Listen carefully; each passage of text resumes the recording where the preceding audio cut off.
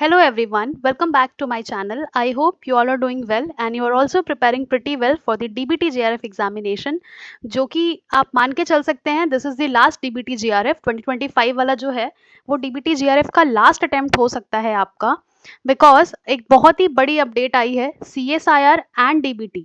Yes, दोनों ही exam को मर्ज करके एक कॉमन एग्जाम कंडक्ट कराया जाएगा फॉर द JRF पोजीशन.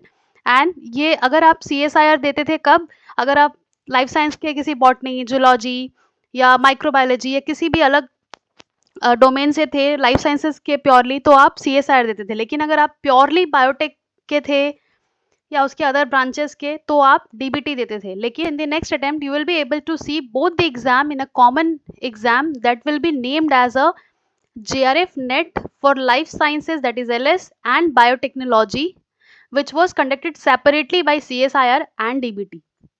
ये जो नोटिस है आपको देखने को मिल रहा है, ये नोटिस क्या है, सिलेबस भेजा गया है मॉडिफाइड सिलेबस यानी consultation from stakeholders on the proposed revise syllabus for combined discipline of life sciences and biotechnology that will be named as LSBT. जैसा कि 1983 से ही देखने को मिल रहा है CSIR का एग्जाम एंड DBT भी अपना अलग से एग्जाम कंडक्ट कराता था JRF पोजीशन के लिए, बट आने वाले दिनों में इन दोनों एग्जाम को ही मर्ज कर दिया जाएगा. एंड जैसा कि मैंने बताया, इसका नाम क्या हो जाएगा, JRF NET for life sciences and biotechnology. अब इसका सिलेबस जो है वो थोड़ा सा मॉडिफाई किया जाएगा. सिलेबस में क्या मॉडिफिकेशन होगा, they will merge the syllabus of DBT JRF and CSIR syllabus. Syllabus में ज़्यादा डिफरेंसेस नहीं है, इट इज़ जस्ट कि बायोटेक का जो सिलेबस है यानी DBT का जो सिलेबस है उसमें प्योरली सिर्फ बायोटेक के ब्रांचेस को रखा गया है एंड CSIR में ओवरऑल सब कुछ है. दोनों के सिलेबस को बैलेंस करके यानी DBT का भी जो कंटेंट है एंड CSIR का भी जो कंटेंट है उन सबको मिला के एक सिलेबस तैयार किया जाएगा जिसका प्रपोज्ड रिवाइज सिलेबस ऑलरेडी भेजा जा चुका है. सो ये जो इनिशिएटिव है it is taken by CSIR and DBT to synergize their effort and arriving at the newly combined discipline which will be known as life sciences and biotechnology. Because हमें पता है कि life sciences के हैं तो हमें CSIR देना है, अगर हम लोग बायोटेक से हैं तो हमें DBT देना है. तो ये थोड़ा सा दोनों ही बॉडीज ने मिलकर डिसाइड किया है कि अगर हम एक कॉमन एग्जाम करते हैं तो ये स्टूडेंट्स के लिए भी ईजी होगा एंड जो ऑर्गेनाइजिंग बॉडी है उन्हें भी ईजी होगा कि सिर्फ एक ही एग्जाम कंडक्ट करना है.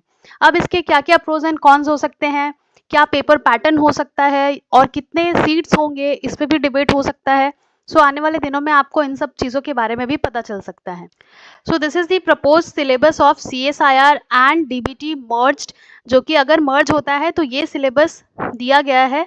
कौन सा सिलेबस दिया गया है, ये CSIR UGC DBT national eligibility test for junior research fellowship and lectureship. उसका क्या क्या सिलेबस में है, and function of biomolecules, cellular organisation, fundamental processes, communication and cell signalling, developmental biology, system physiology यानी कि बॉटनी, जूलॉजी, आपका inheritance biology, evolution and diversity of life form, ecology, bioinformatics. यहाँ पे आपको चेंजेस देखने को मिल रहे हैं, bioinformatics and computational biology जो कि DBT के सिलेबस में प्योरली होता था, biochemical engineering and industrial biotech, ये भी जो पार्ट था वो DBT का पार्ट है, advances in biotechnology, methods in biotech, ये जो 11, 12, 13 यूनिट है ये DBT के सिलेबस से लिया गया है. एंड मेथड्स इन बायोलॉजी जो है वो तो था ही CSIR के सिलेबस में, यानी 13 के बजाय टोटल 14 यूनिट्स हो गए हैं.